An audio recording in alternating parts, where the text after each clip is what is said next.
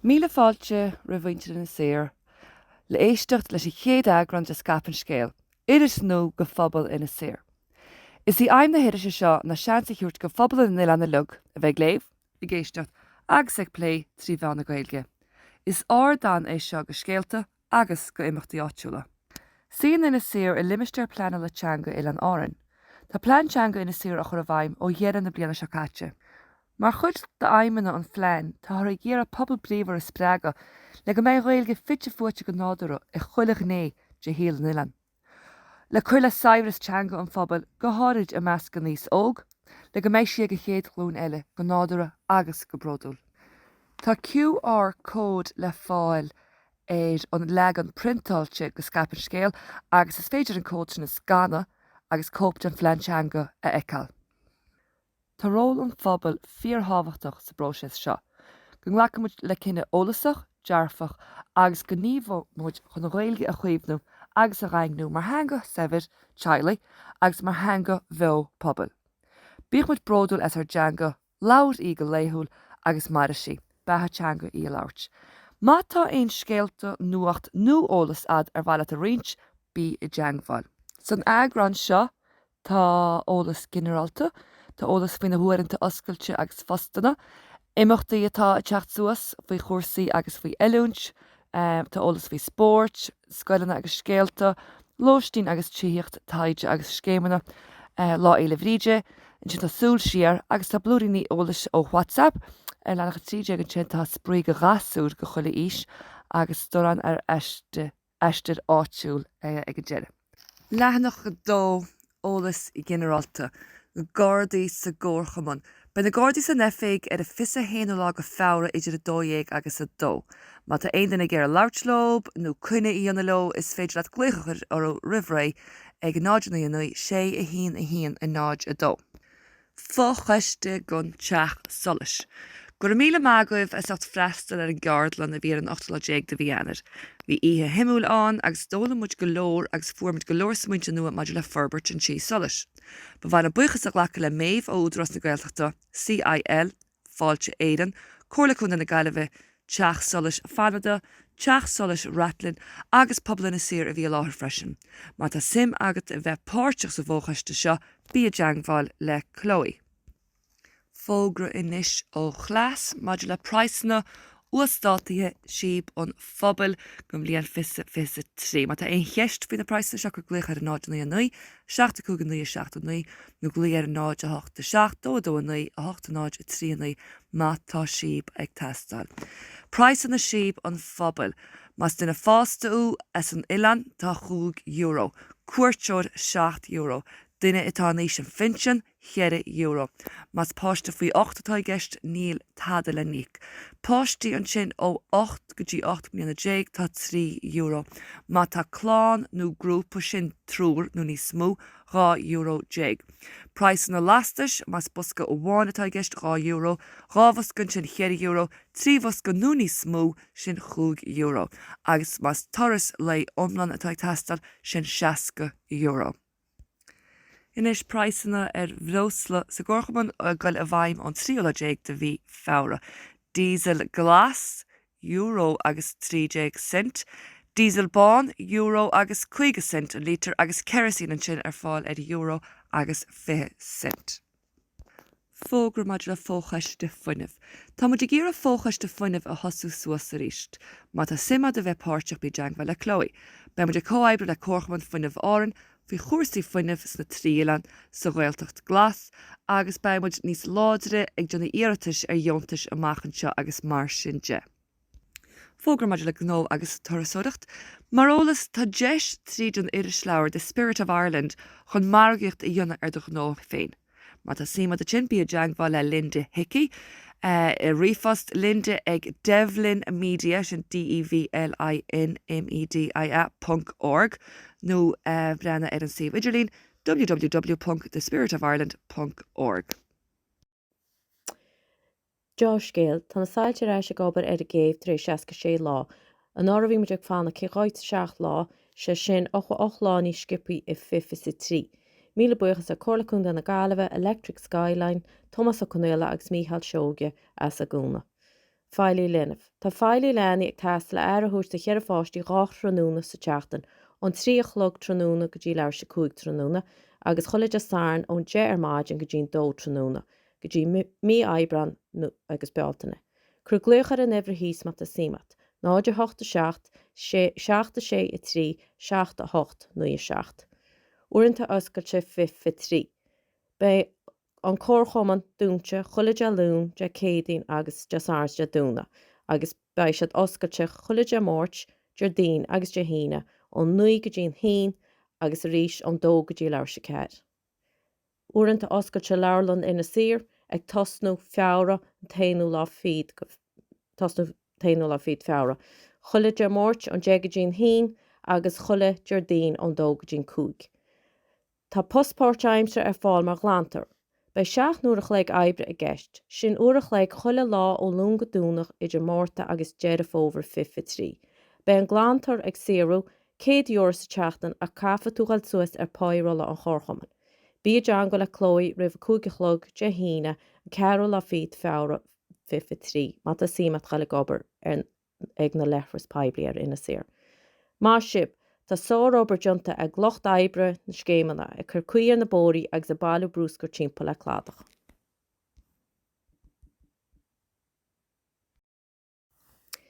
Radio a ólam. Ar bháil eit scillan na radio a ólam.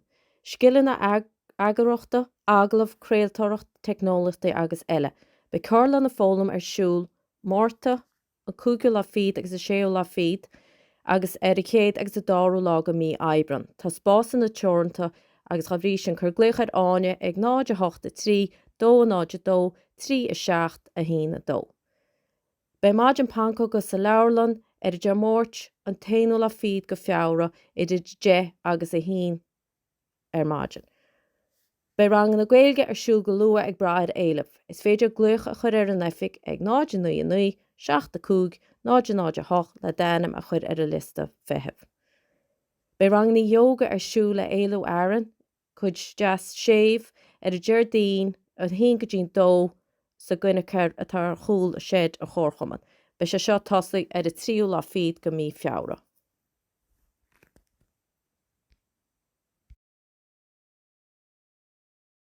Eisiiltí idir na Héileán go bhílas fisit sí. Ina smór gan is meán gan is Oírr agus ina Oírr gan is meán gan is mór. Dé ba cháirde. Má bhí éile bháin be éarán sásta eisiiltí idir na Héileán a agrú. Seanna dátaí támuid móla dasach.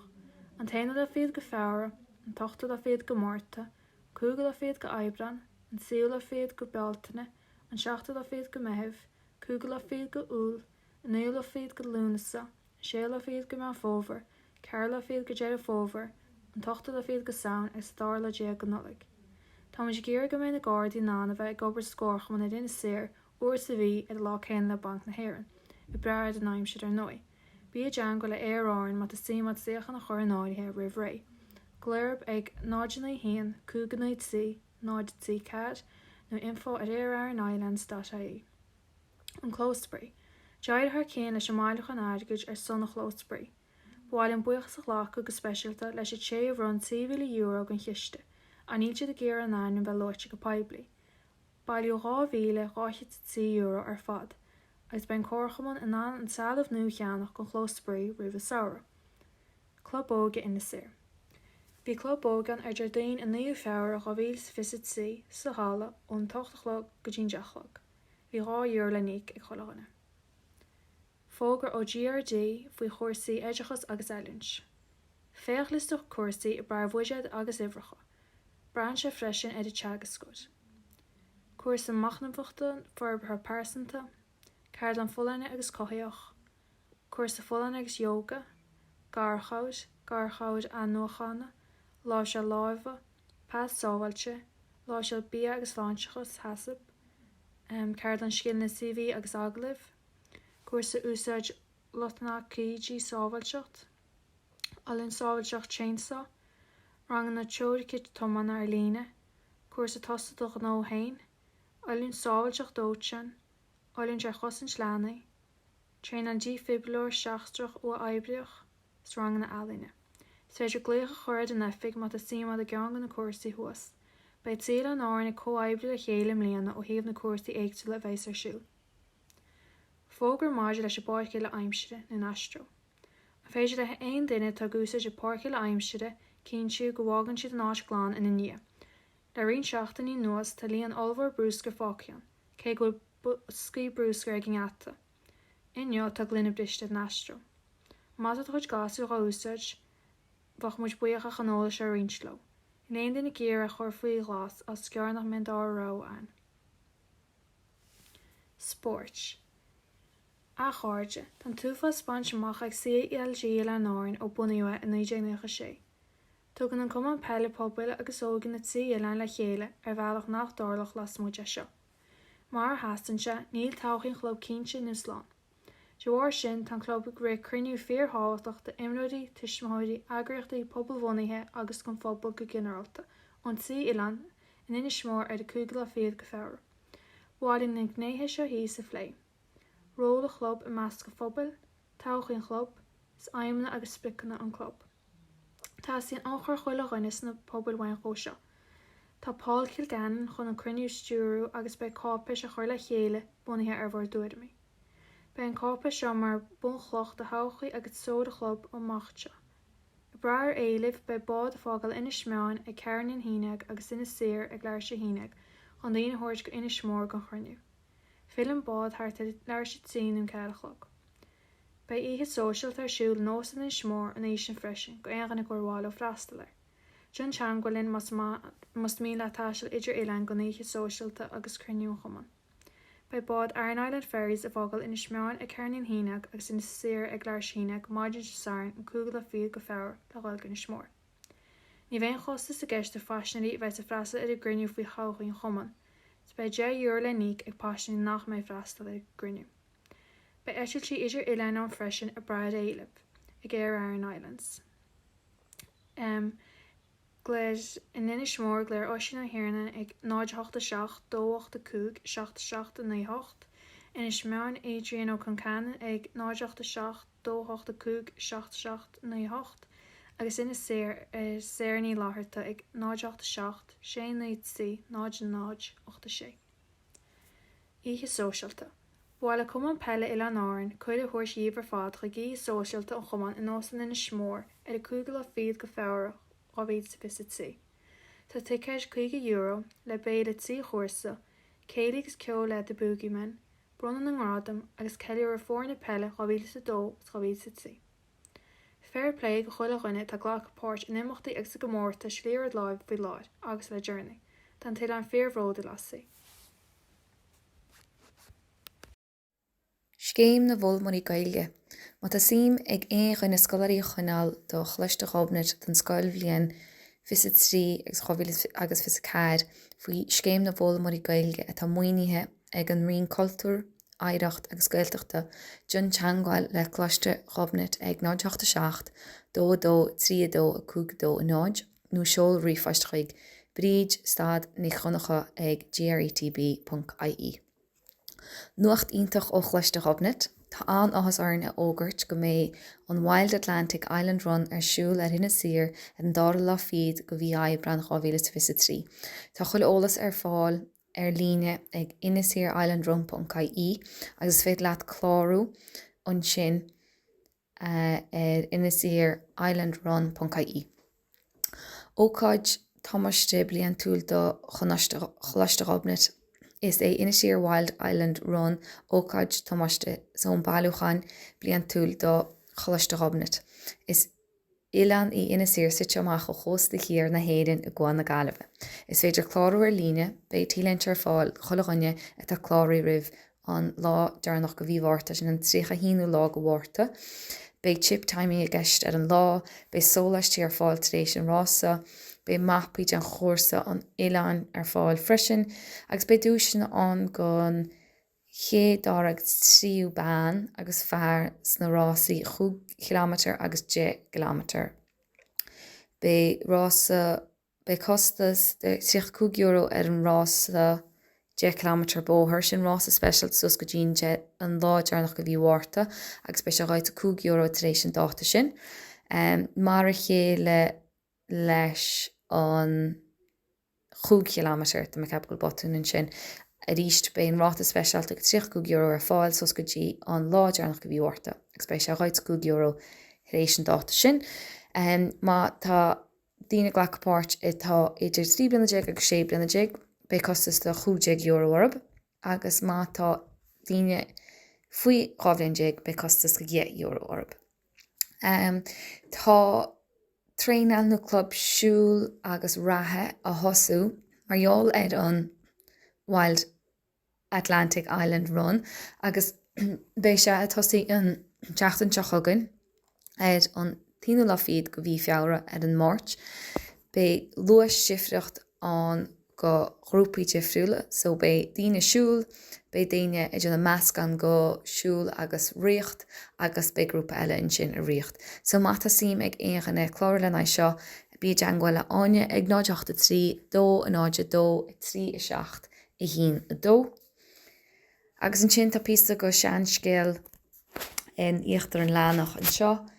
Íosacht an rollacht an Eagrán, íosacht nach bhuile go deo. So tá picture an seo an Eagrán agus an rollach, agus ag duine faoi deara fádó go rá an bhailán in an snámh, gur cos an Eagrán in an cúnar cho snámh ach nach ra cín an rollaí, mar gur thug sé íosacht iad. Íosacht nach bhuile ón bhailán go deo. Túr aire go de choisíní.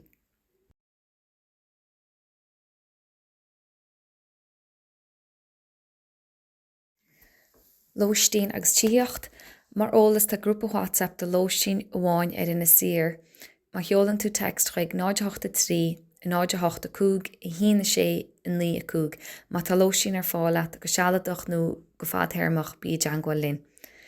Tá cúpta na cuairtú lóistín an seo, so tá lóistín ar go 6 páistí éonbhlion de gís, de thoras scoilteach de scoil násan an 9 go dtín 3 lá fiad go bhealtaine, fisrúchan go máirí bhuileáin, máire ag scoilnasan.ie nó gléirmháire ag 986 hína cúg i dó náid in 9 i 3 náid.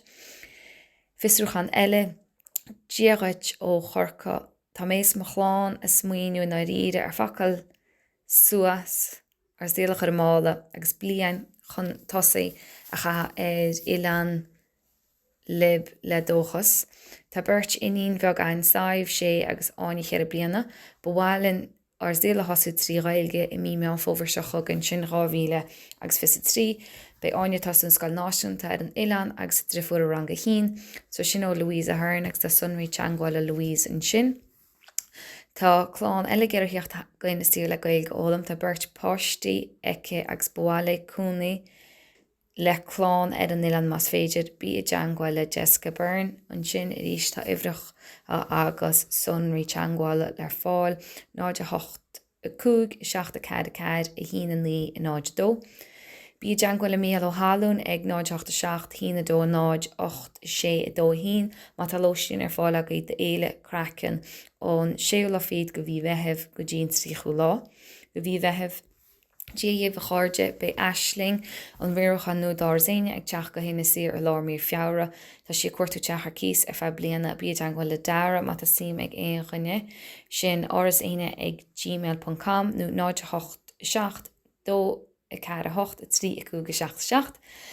Díagait chun tásúlam go go má bhhailm bag go dtín réiltecht an bhí se chugan bhhailm gailge a ólam an bhfuilsat ar aon teach ar cíos ar an Ileán le más Donald Carrigan ag sa ríist tá sunraí rifoist an sin Donald Carrigan ag gmail.com.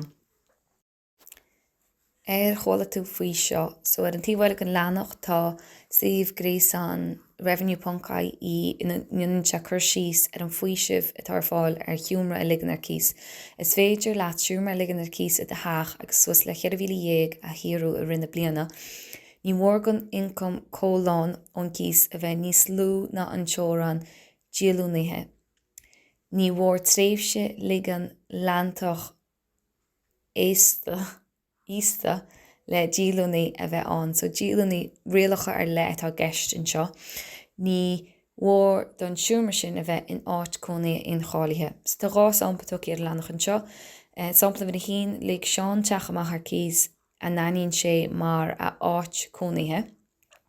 Fólaigh sé siúrmar le líon 2021, díoch a hinonta cís cólan de €3,000 leis. Nuair a bhí an siúrmar fólaicí cha seán 1,500 ar an siúmra a bhílaiceach aige a chomhála. Cálíonn seán le haghaidh an faoisimh i le siúrmar ar cís le haghaidh 2021 os rud é nár thara a incom cólan an siúmra a ligean ar cís teorann na bliana 2021. Sin an teorann go €4,000. Ní thógtar na costaisí 1,500 san áireamh os rud é nach bhfuil aon díolúntaí cadaithe de aon chostas a thuairí I dtaca leis an incom a fháil mar dheonantar an faoisimh. Cuireann seán 3,000 isteach mar incom aige ar an bharm cánach incom atá faoi réad an faoisimh i le siúrmar ar cís. Sampla bhar dó cheanna mar teach nó I mí Eagrán 2021 lena háitiú mar a haon áit cónaithe. Tuis go rá an taisíocht margaiste an ard thucar sí siúmra sa teach a ligean ar cís. Fuair sí cís de 3,000 I 2021 agus fuair sí 1,500 trí chur a fáil dá tionanta. Ba é 4,000 go le incom cólan mháire ón siúmra a ligean ar cís agus herbhí sí a chur ar fáil.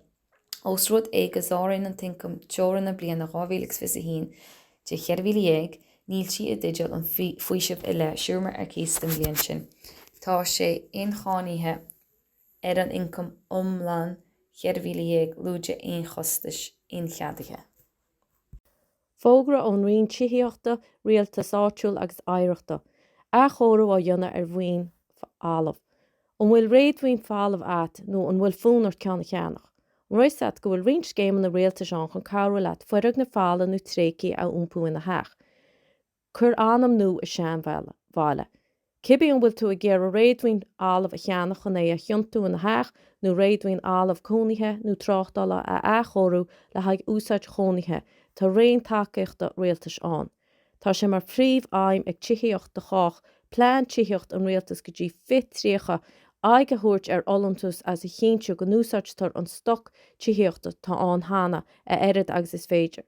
Má tá ceistir bíad marde leis na takeíochta éagsúla tá ar fáil de hithe fála is féidir le léocha chuid air, hí na hocht náid a náid, náid a náid a náid, náid a dó ceir, chuile lúnga ine, idir an nuí sa hín nó idir leabhar sa hín sa cúg. nó riomhfosta cheola chuig vacancy campaign at housingagency.ie. Áling tú le droch ide bála agus cúnaíorta gonamara a níor thua nó ar na hilan. Tá staidir ar siúl agus tátar ag túirt faoin taide seo chun riachtanis bháin a bhíonach folann le droch ide bála a ahans. Bháil an chlostal wet, má tá tú os cín 8,000 is, gur áling tú le droch ide bála ribh seo nó gúil tú a álaint fi láthair. Gúil cúnaíort ag gonamara a níor thua nó ar na hilan thar timppla ar hósta na gáileheh. Sin iad 3 il an áran, ina smór, ina smeán agus ina sir nó ina spófinne. Mas mína a bheith páirteach sa staidir seo nó má bhín chiile ólas wet, gin teangha leis an dochtar sónam Pacasini Banca Colin, ag sonam.bankastcd.ie nó seol text chuig 989 484 9-7-2 agus tá sé lug faoi rún. Leave no trace. Spéise skillan na fólamna agus in etici le tála agus cósta luchfar ina séir chuoinú. Ceangal suaslinn le a chósta lei, feasacht gan lorug. Is féidir teangval a dhéanamh le info@discoverinnaséir.com nó náid a nui 7 náid 8 le a hím a chuireann úl.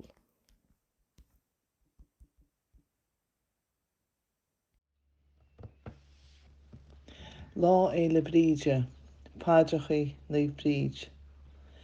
A naomh bríd a bhfuil an ngail, scar orn de bhrat.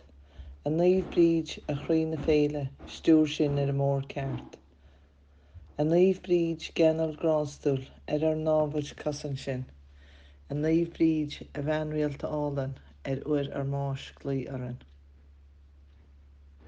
Seohí naomh bríd, gléis de gáil, túir pín don na hí, go meanna sí sib fad sa mlíon nós go dúra sí híb solas sa bheithe.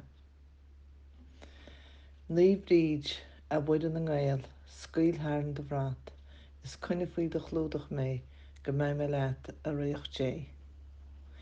Chris bríide mo chras, mud is amach, bríide sa brat, mas fearr a bheise benacht go mar seach fearr a bheise blian an nacht, as Inis Oírr an ceanse.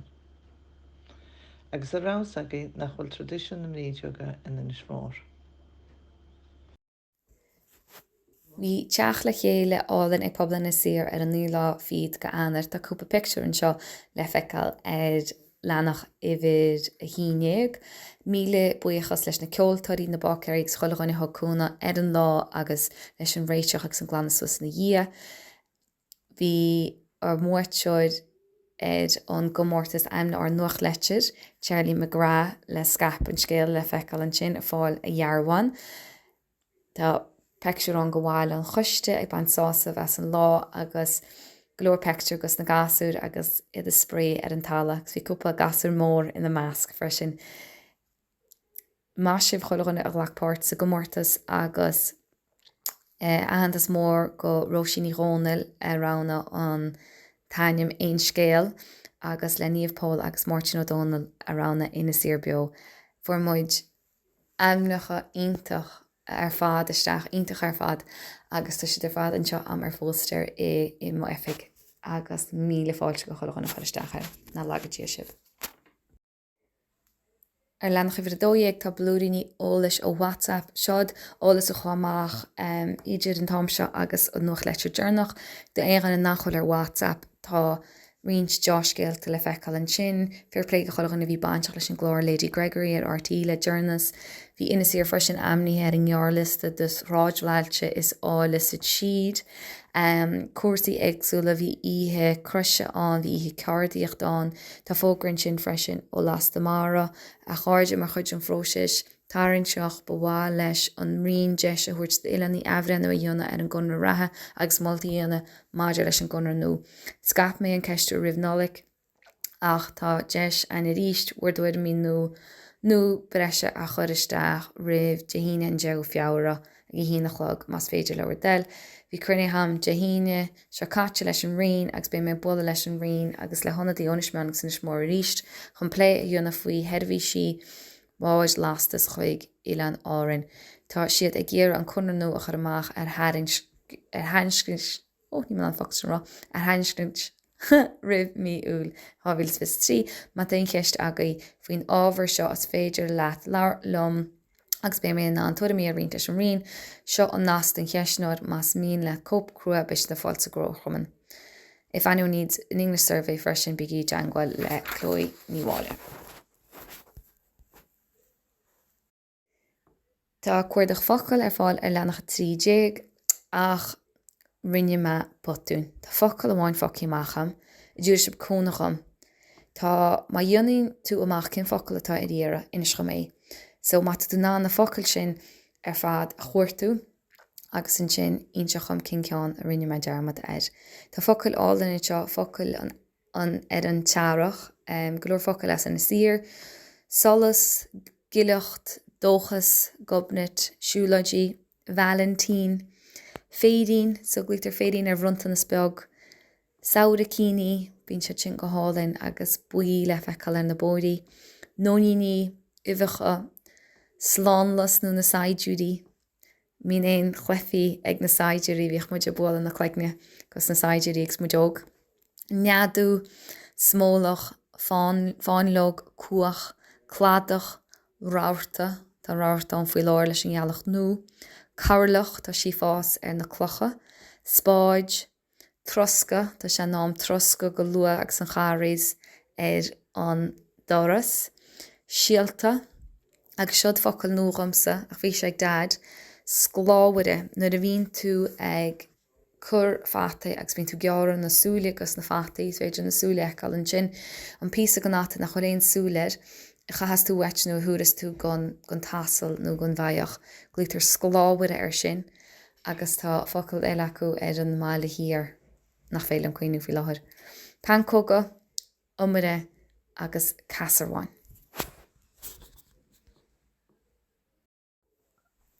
Tá aislín beag nuain ina stír agus tá se go chud héana nain seo ar an lenach dearnach.